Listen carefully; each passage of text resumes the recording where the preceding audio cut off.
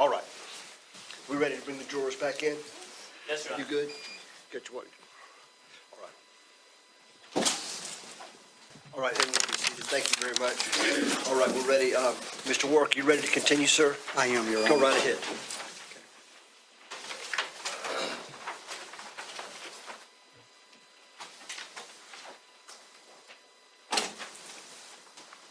You ready? Okay.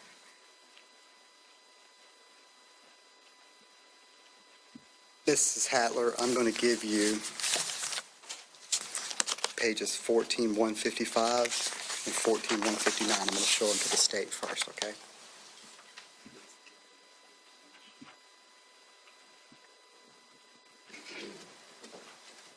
I can post it with you, Your Honor. I'm sorry. Of course, you're fine.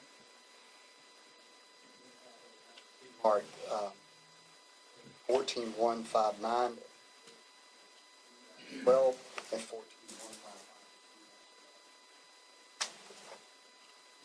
-12, that's the CODIS load.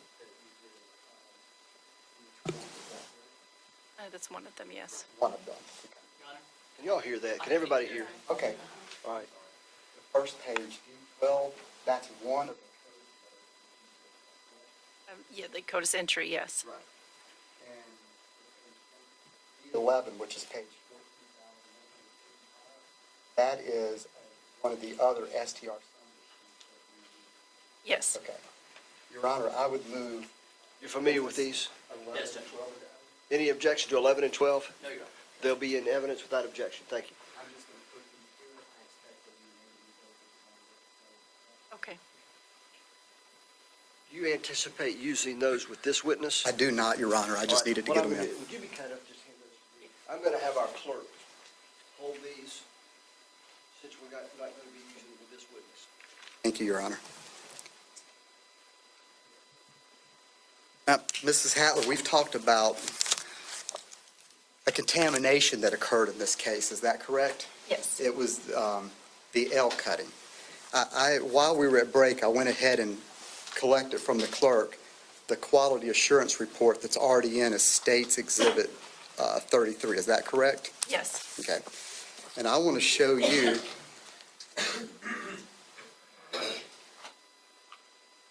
I'm going to show you what I've marked as 13 and D14. And D13 is page 14,105. 14 is page 22,000. Your Honor, I would move. No objection. They'll be admitted without objection.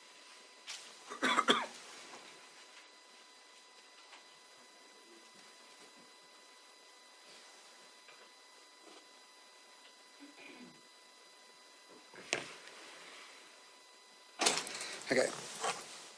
Mrs. Hatler, we've talked about a contamination, and I believe you have State 33.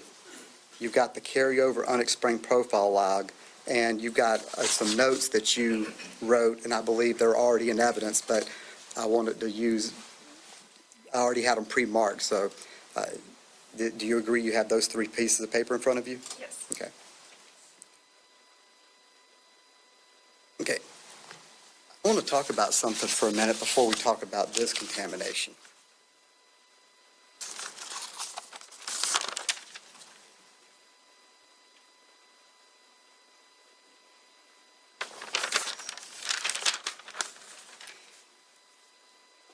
You've had, like you talked about, experience with other contaminations in the lab. Is that correct?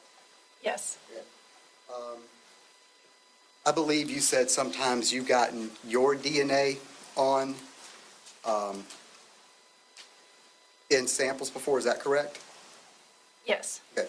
And you've even gotten your baby's DNA in samples. Is that correct? Yes. And that's touch DNA, right? I was assuming from the baby that it was saliva or drool.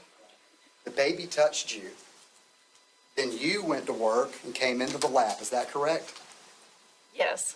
Okay. And then you went and processed something, and the baby's DNA, the baby never went in the lab, right? No. Okay. So the baby touched you, you left for work, you went into the lab, and then you went and processed stuff, and somehow the baby's DNA got into a sample. Yes, I think it was the saliva and from me touching my collar. Would you agree with me, for example, if a person is touching a piece of evidence, let's say they're wearing gloves, but they don't change gloves, and they go from piece of evidence 1 to piece of evidence 2 to piece of evidence 3 to piece of evidence 4, and then they touch piece of evidence 5, would you agree that it's possible that they move DNA from 1 to 2 to 3 to 4 and then ultimately to 5? I have no idea. I mean, are they touching the envelopes, the outside containers? Just touching or evidence. Touching evidence? I mean, if it's bloody, then that could carry over, but I don't know if it can make it all the way. Maybe if it was a lot, it can make it to the 5th. I don't know. But touch DNA, that's why you change gloves between touching each item of evidence, is that correct? Well, touch DNA is different than blood, semen, or saliva. But when you touch a piece of evidence, before you move and to get onto another piece of evidence, even if it's in the same case, you change gloves, don't you? Yes. Okay. And when you're in the lab, you wear protective clothing and gear, is that correct? Yes, I wear a lab coat and a hairnet and a face mask and gloves. What about booties? We have to wear closed-toed shoes, so I don't need to really wear booties. So your feet are protected because you're required to wear closed-toe shoes. Yes. Okay.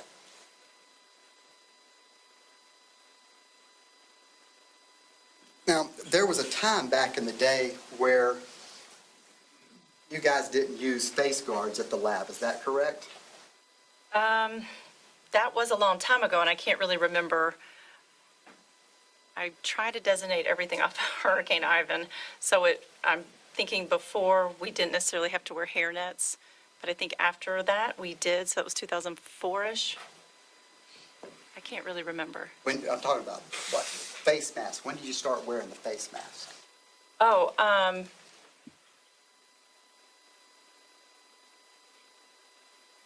I don't remember. I think I've worn them the majority of the time. But there was a time when you didn't. I don't remember. And I'm just talking in general here. I'm not talking specifically about something in this case. There was a time when you didn't wear a face mask and you now wear a face mask. And the reason is the kits have become more and more and more sensitive over time. Is that correct?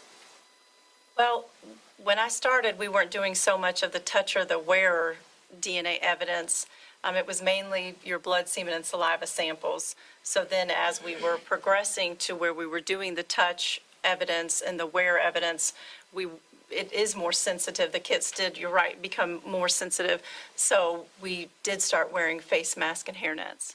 So over time, you guys have learned at all the labs. This is true for the evidence technicians that take the evidence, the people that are in the lab, everybody that's around evidence from a crime scene. Over time, they become more and more protective of wearing protective gear in order to prevent a contamination. Is that correct? Yes. Yeah. And the reason is, over time, over the years, there have been newer and newer kits, and these kits get more and more sensitive. Is that correct? Yes. Okay. And so you pick up contaminations now in 2019 that you might not have picked up with the same exact item in 2006, correct? I don't know. But the kits are more sensitive now than they were in 2006, correct? Yes. Okay. So you're more likely to pick up a contamination from an item now than you would be if you had analyzed the same item in 2006, correct? It's a possibility, yes. More likely because it's more sensitive, correct? Yes. Okay. Now I want to talk about the contamination in this case. On page 14,991 is the quality assurance report. Is that correct? Yes.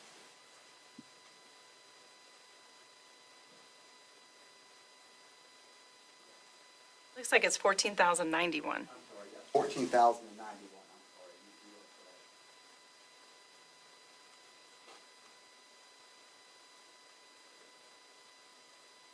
Anywhere on this piece of paper does it say that it was the L cutting that was contaminated?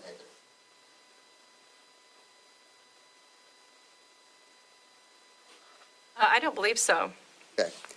And you testified earlier that the QAR, the Quality Assurance Report, and the cup log, they're not normally in the case file. Is that correct? The quality assurance review form is placed in the case file. The cup log is not. And this Quality Assurance Review form wasn't placed into this file until February of 2017, according to Amanda Julia's testimony and her initials right there. Is that correct? Yes. Okay. That was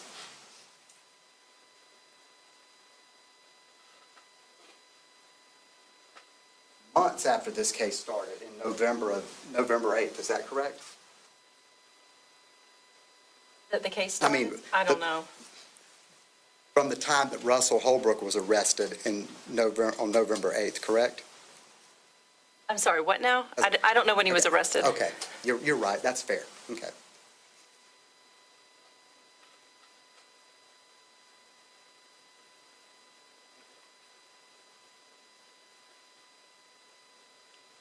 This cup, this contamination carryover unexplained profile log on page 22,441.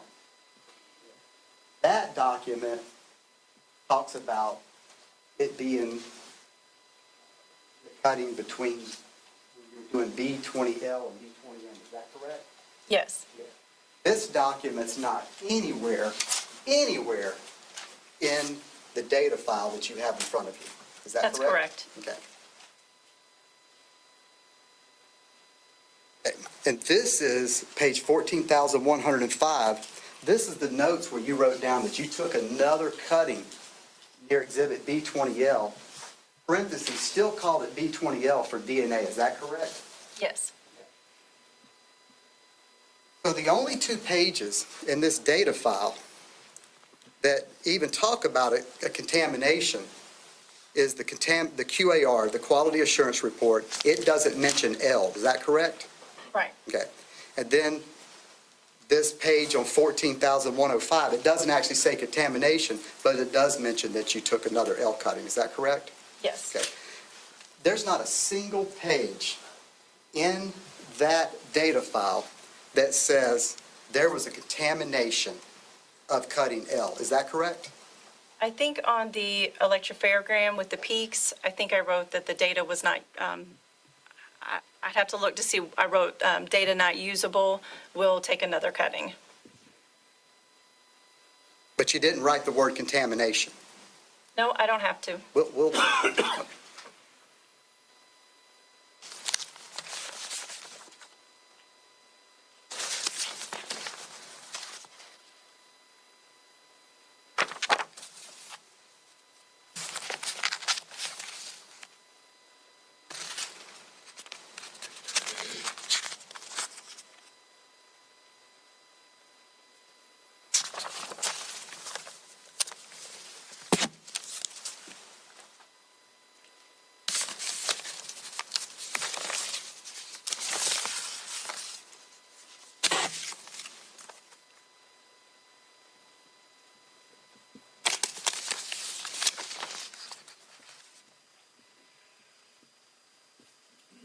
Here it is. Okay. You talked about the electropharogram for B20L, is that correct? Yes. Okay.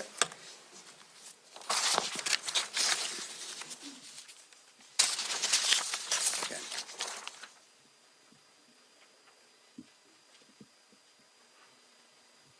I'm going to show you, and Your Honor, if I could approach the witness, please. I'm going to show you pages 14,121, 14,120. Those pages are copies of the electropharogram of that B20L cutting with the contamination, correct? Yes. And I'm also going to show you, those are pre-marked, 14,121 and 14,122 are pre-marked as Defendant Exhibits 16 and 17 respectively, correct? Yes. And I've got Defense Exhibit I. that? Yes. Okay. When you took that item out of the evidence earlier, does that photograph accurately represent what that item looks like around that B20L cutting and the new cutting? Yes. Okay. Your Honor, I would move Defendant's Exhibit 16, 17, and Defendant's Exhibit I into evidence. No objection. They'll all be admitted. Now, Mrs. Hatler, I believe you have that photo of 14,103. Mr. Drake put that into evidence earlier. Is that correct? Yes. Up here on the screen? Okay. And I want to, that's the bottom half of that 14,103, the bottom enlarged. Is that correct? Yes. Okay. You took that picture of B20L and M. M is the bottom half of it, and L is the top half of it. Is that correct? Yes. You took that picture, and that's the picture that you put in the data file. Is that correct? Yes. I want to make sure I don't. That is the photograph of what the item looks like right now, correct? Yes. And those are the two photographs side by side. Is that correct? Yes. So the only way that we were able to determine that there was a contamination was to ask for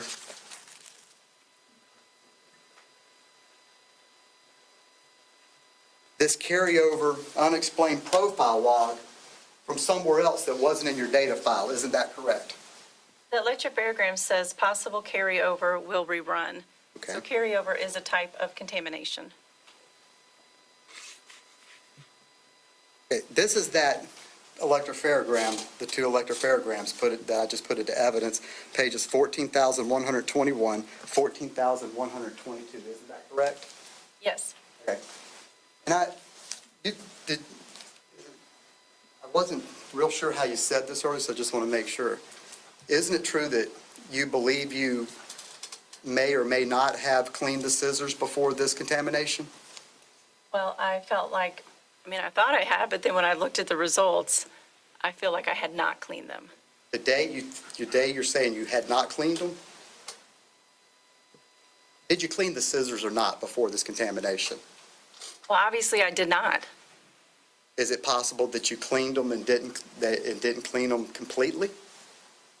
No, I don't think I touched them.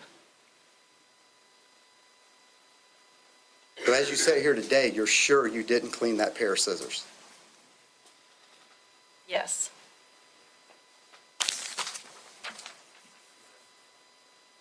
Okay.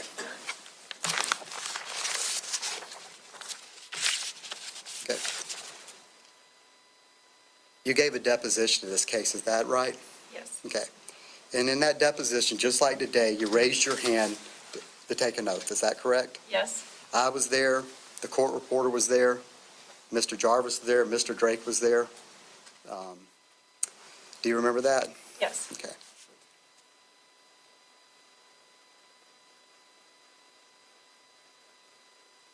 In your deposition,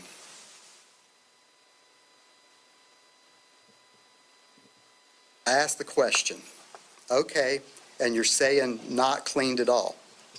And your answer was, Objection. Approach. in your deposition, did you tell me, to the answer? Objection. Okay. Sustained.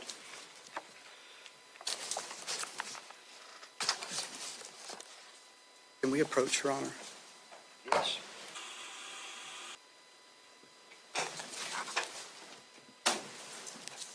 Thank you, gentlemen. Mr. Warren, go right ahead, sir. Okay. At the top of the QAR, it states that the situation to be addressed, contamination of the case potentially caused by scissors not being thoroughly cleaned between uses. Is that correct? Yes. Okay. So in that quality assurance report, are you saying that the scissors weren't cleaned at all? Well, I didn't write this report.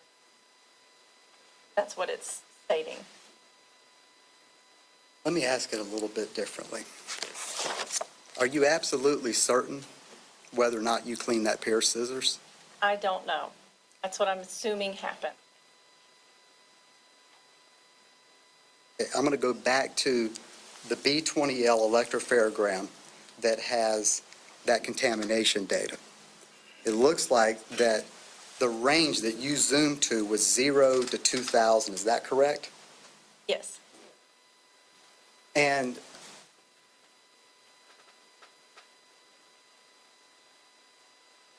just look at like D8S, for example. Okay, do you recall which alleles were the contamination?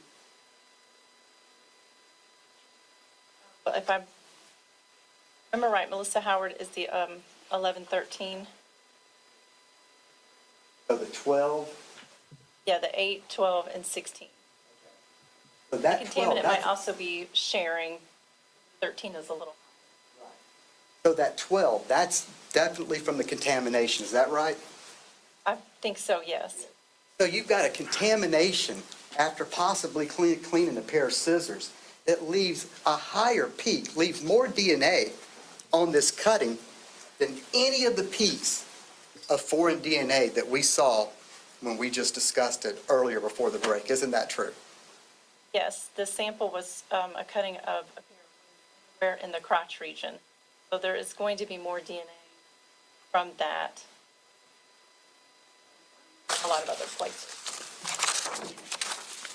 So you brought more DNA over from a pair of scissors that made a cutting that may or may not have been cleaned, given not cleaned properly, and y'all came up with a new procedure for cleaning scissors because of this you described. Yes. Is that right?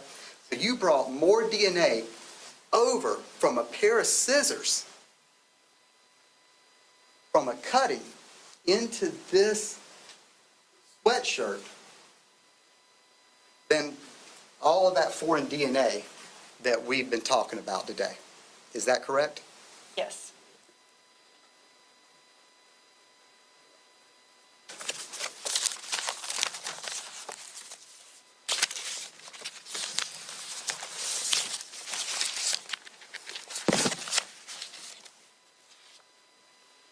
Mrs. Hatler, I'm going to show you Defendants F, Exhibits 1 through 6. Very first page is recognize that email of February 2016? Yes. Okay. Then the next one, page 24,801, and that's F2. You recognize that as being another email that you wrote on April the 8th, 2016. Is that correct? April 18th, yes.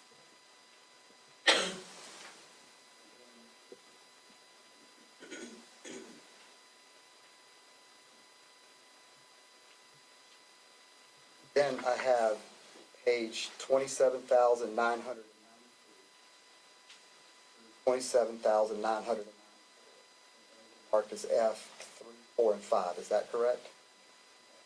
And that is an email chain that is actually March 7th through 8th of 2016.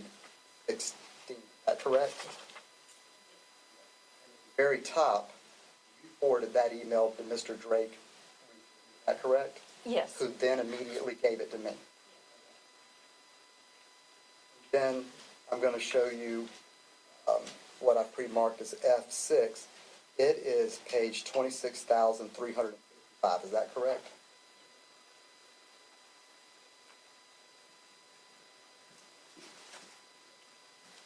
Mrs. Hatler, I'm showing you the February 10th email that's page 24,840. And I cut the bottom of it off so that we could see it better. Do you agree with that? Yes. Okay. And here you write an email to Jay Kelchak, who was the supervisor at the lab at that time. Is that correct? Yes. Earlier, you testified that someone had asked you to do another L cutting. Is that right? You said somebody requested an additional L cutting. They requested I go back and add the sweatshirt again. Not just specifically L, I think it was I through M. Oh, so I heard you say that someone had asked you to do an additional L cutting. Did I misunderstand you? Well, maybe I did when, once I identified the contamination, then I need to go back to the item. Right. When, I believe, and maybe I'm wrong, because it's, when you were talking about the contamination, you said that somebody requested you to go and do an additional L cutting. Did I misunderstand you? No, I don't remember. I'm sure that I did probably ask, and I did get instruction from my supervisor, or I did it myself. Right. And in this email right here, you sent an email to Jay Kelchak. Attached is my contamination log. It's got this case number. It is probably my tools, scissors not being cleaned in between cases, which is so odd and maddening because I always drop them into the cup with the bleach and water after I do anything, exclamation point. Isn't that correct? Yes. I also added possibly from the tubes and trays we use to carry samples upstairs. I mean, you added that to that previous report. Contamination log. Right. In the contamination log, you listed that as a potential source of the contamination as well. Yes. All right. You added the tubes and trays that are used to carry the samples upstairs, but with so much present, the scissors seems more likely. So you're not really even sure if it's the scissors or the tubes, is that correct? Well, I never really can tell, but I'm assuming that it came from the. I guess my main question is how to proceed. Do I go back again and take another cutting above area L? Do I include that cut? I'm not sure where I cut first and for it not to be in B20M, or swab it again. I have the pictures if you think that'll help explain. Thanks for the help and direction. That's that email? And the solution was to leave the photograph that doesn't show the second cutting. Is that correct? I didn't take another, Okay. You took another cutting of L. That's what you but I ultimately didn't take did. another picture. Right. You took another cutting of L. Is that correct? Yes, I think what I did when I reread my notes, it says near L. So there were two stains that looked very similar to each other. So I took the cutting that was next to L. Right. And you named it L. Yes, I still named it L. They're close together. It wasn't L1 or L2. It was still L, wasn't it? Yes. Okay.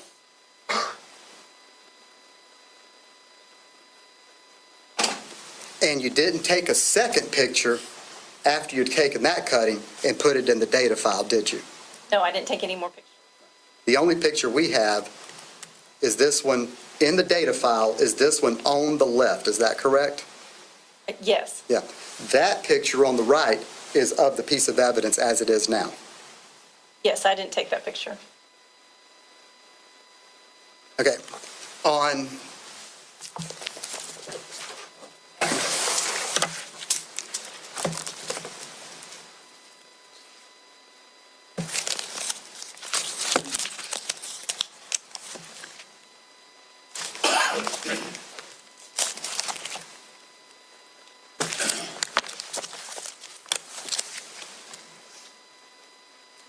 On April 18th, you sent an email to Megan Palumbo, who was the main lead agent for the Florida Department of Law Enforcement in this case. Is that correct? I think I thought it was Dennis Haley, but I sent the email to both of them. Okay. Well, you sent it to both Megan and Dennis. One of them was the lead agent for the Florida Department of Law Enforcement in this case, correct? Since I've been working it, that was my understanding. And the Florida Department of Law Enforcement has been the lead agency from the time you've been involved in it. Is that correct? No, I've spoken with several investigators from the Crestview Police Department as well. But who was the lead agency? My reports go to Crestview. I think FDLE investigation. But this email was sent to Megan Palumbo and Dennis Haley, nobody at Crestview. Is that right? Right. Crestview will get the report, but I believe Dennis Haley and Megan were the ones that had requested that the Okay. And in this email, you write, attaches the DNA report for Exhibit B2. Sorry, I didn't get anything but her. Is that correct? Yes. Okay. And then I'm going to show you I've lined up the email chain that I put in that you recently forwarded to Clifton, who immediately gave it to us, okay? And it's I've got them in backwards order so we can read up from the bottom, okay? You see what I'm talking about? Yes. Okay. And so at the beginning of that email, this was talking about the YSTR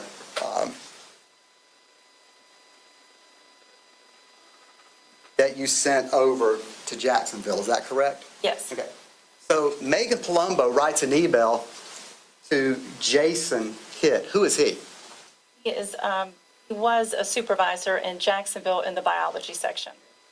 And so she sends an email to the supervisor in Jacksonville, and you're copied on it. Is that correct? I'm sorry, you're not copied on it. You got it later in the chain. Is that correct? Right. Yeah, I'm sorry. Okay. So Megan Palumbo sends an email, and she says, Jason, I am the case agent for the Melissa Howard homicide in this region. The YSTR should have been overnighted to you last week. That means she was saying Jennifer Hatler or someone at the Pensacola Regional Operations Center should have overnighted this, correct? I transferred to my evidence section, and then someone in the evidence section.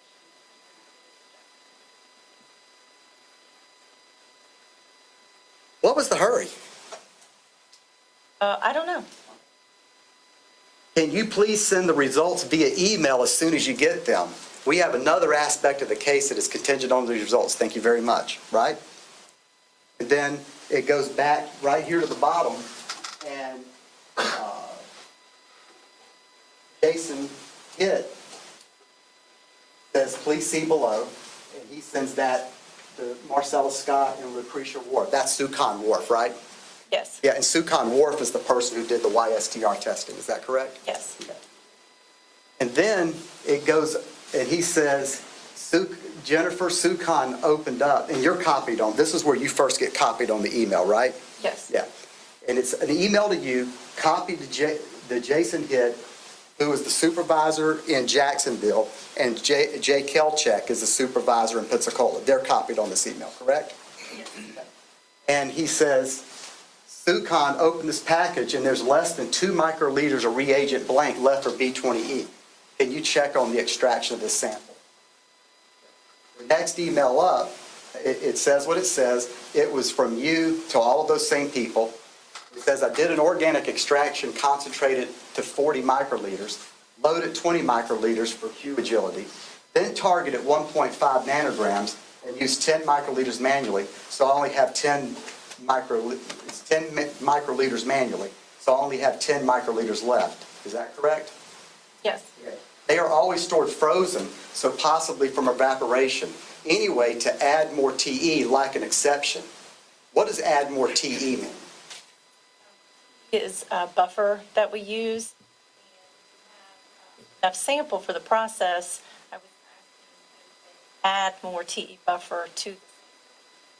That would require some kind of approval or exception, isn't that correct? Right. For them to do YSTR testing, you have to have a certain amount. And this sample didn't have enough, so I was asking, is this a possibility that they could just add more TE? They would have to get an exception to do that.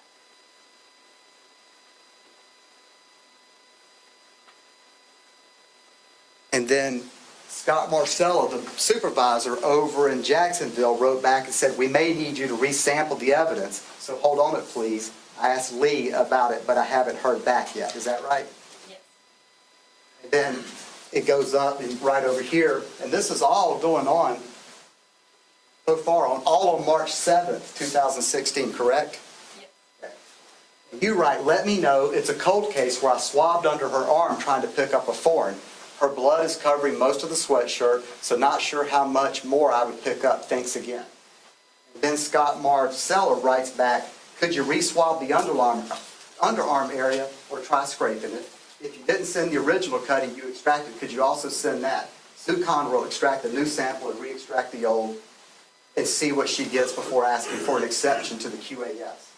I will email the case agent and let her know the testing will be delayed slightly. Is that correct? Yes. Again, what was the hurry? I don't know. And the next email, the decision's made. Jennifer, it's probably best for you to resample than sending us the shirt because you know where you took the first sample, but you can always send the shirt here if that is easier. Is that correct? Yes. And Jennifer, you write to Scott Marcella, there's 20 microliter in the sample tube. Leah's okay with Sucon microconing the sample down to 10 and doing the same to the blank. She's going to try that while you're working on the resampling. The special agent asked me if you were going to overnight the sample to us. So you guys may want to do that, and don't forget the original swab, but that isn't already here. Thanks. Again, what's the hurry? We're overnight samples back and That forth. was from the supervisor in Jacksonville. Okay. But you're still on this email. Megan Palumbo is pushing y'all to do this in a hurry, overnight it back and forth, correct? She's just requesting it. And then above that is where you found this chain of email recently in preparing for the trial, and it was honestly provided to us, correct? Yes, I had looked in the past I knew that there was an email chain, but I thought it was between me and Sucon. And then I realized, no, it was between me and the supervisor. So that's why it was delayed. And And I'm not trying to insinuate that you were trying to hide this email. There's 28,000+ documents, as you can see by the page numbers. But what I'm trying to get at with this email, Sucon Ward, she did 2 B20E samples, didn't she? We're going to get into that with her, but she did 2. Is that right? my understanding was there wasn't enough from the extract, the DNA that I sent over. With that is the cutting, the swab that I took of the sample, and I put the swab, the cutting of the swab into the tube and then add the chemicals, and then I just worked with the chemicals, but the swab is still there. And then they requested that I take another sample, so I took another swab and sent her that swab. So I'm not totally sure, but I think what she did was take a cutting of the swab and add it to the first swab, but I'm not sure of those events that would be for her.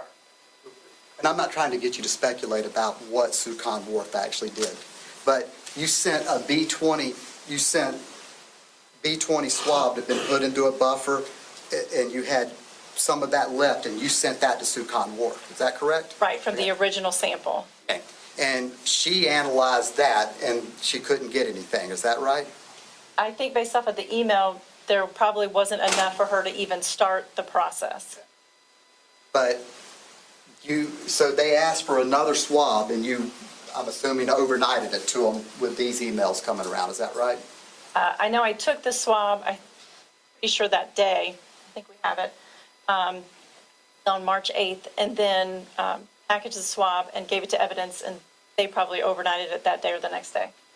It wasn't labeled like B20E2 or anything like that. It was still labeled B20E, correct? Yes, because I swabbed the same area. So we have 2 different B20E swabs now, right? Yes. Okay, I believe you have the email chain of December 15th, page 26,355. Okay. Again, this is from, it starts off at the bottom. It's from the case agent. We just learned that from the previous email working the file. Is that right? From Megan Palumbo. Yes. And I'm going back to December 1st, 2015. She said, I don't know what the timing would be on the testing, but can I ask when or if it's approved? If it doesn't really qualify without the suspect standard, it doesn't really qualify without the suspect standard, but hopefully since it's old, they'll work it. I will need to have the DNA extracts from Michael Holbrook's buccal swab, and then you've got Exhibit 1-MH from 2006 resubmitted. Let's hope there is still something in them. Okay. That's Megan Palumbo writing you. Is that correct? Yes. The case agent. And she's saying, and there was a thing that normally this wouldn't qualify for YSTR testing. We'll get into that with Sucon Ward. And y'all, what she's talking about, part of that is she's trying to get an exception made. Is that correct? Well, not necessarily an exception, just approval from the supervisor who handles the YSTR request. That's not the point I'm going to with this, but that's something that is being talked about. Okay. Then right above that, you wrote that email that I just talked about to Megan Palumbo, correct? Yes. Yeah. Sorry, I may have said that. No, I think it's still Yeah. from Megan. The second email's still from her. I'm sorry, the one at the bottom that I just read, that's from you to Megan Palumbo. Yes. I think I may have just said it wrong just a second ago. Is that right? Yes. So that whole email I just read was December 1st from you to Megan Palumbo. And it starts off with, I don't know what the timing would be on the testing. So somewhere there's emails or discussion, you're reporting to Megan about, we're talking about timing and hurrying. Is that right? I don't know. I was just saying, I don't know how long it would take them. I know how long it takes my processing. I don't know how long it takes for the Y and what other caseload that analyst has. Then right above that, Megan Palumbo responds back and says, okay, I'm trying to get a standard from our suspect. I'm talking with the prosecutor about the case tomorrow. Maybe Dennis and I will go get a sample ourselves. Correct? Yes. And then right above that, you say the YSTR testing has been approved. So that request for DNA extracts from Exhibit 1-M8, that's Michael Holbrook's standard. Is that correct? Yes. Okay. DNA extracts from Michael Holbrook's standard will be in the report, and my report can finally be released. Were you able to get Russell's buccal swabs, question mark? Is that what you said? Yes. So you're already looking for Russell, and you haven't even gotten his standard yet. Is that correct? I had several individuals that I hadn't gotten their standards from, and I knew that he was a person of interest, so I did want to compare that sample. Doesn't say David Russell Holbrook, doesn't say Russell Holbrook. It says Russell's, doesn't it? Yes. Yeah. Y'all, before you even got that standard, before you'd even done the YSTR testing that Sukon Wharf was planning to do, is that correct? The YSTR had not been done yet when this email was written.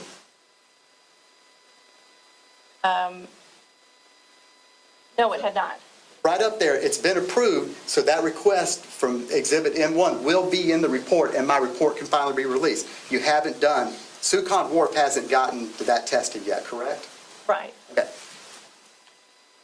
And you've already jumped to the conclusion, you've already jumped, and were you able to get Russell's buccal swabs? Isn't that what that sentence says?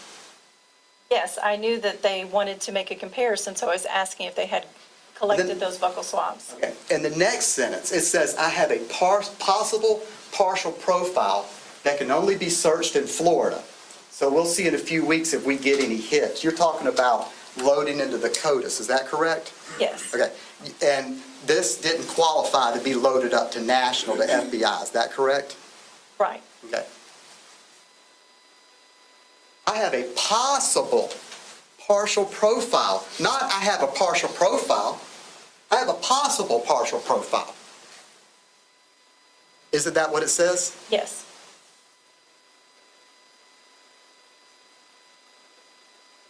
Were you able to get Russell's buccal swabs? Russell's.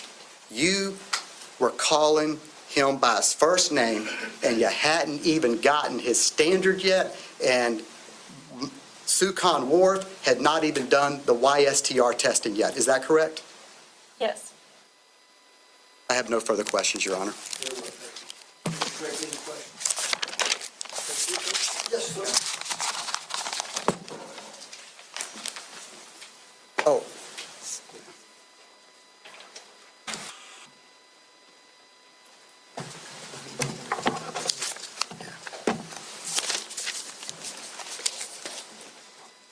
Ladies and gentlemen, I had indicated to all concerned, and I think to you as well, but certainly to the attorneys, that it was my intention to not go past 4 o'clock today, given it's Friday and given next week is clear and given we've done a lot more than we anticipated we would be able to do. Therefore, we're going to break right now until Monday morning. Now, I'm very well aware that it's 4 o'clock on Friday, and we'll reconvene at 9 o'clock on Monday morning, and so you can anticipate the first thing that we'll be discussing Monday morning is whether or not you have honored your word, and I have every indication that you will, and not avail yourself of any information regarding this case or discuss it with anyone. But if someone does, on Monday morning, first of all, get away from them, bring it to our security. And I have so rarely had that happen, and I've been doing this a little while, and so we trust that will not be a problem. And so we'll see you. Anything further, counsel, for the? All right. We'll see you all Monday morning when we will resume testimony in this matter. And thank you for your attention during this week.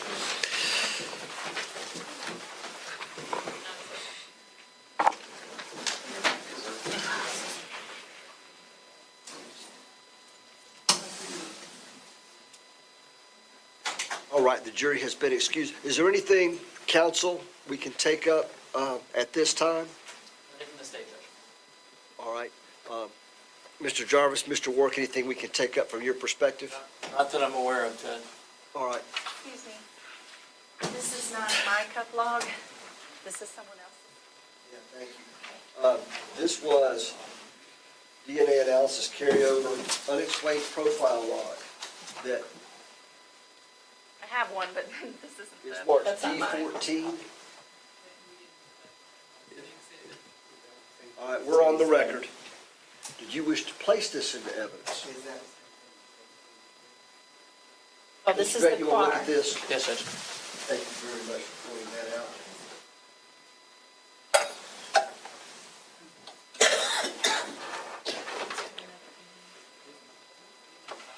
I don't know.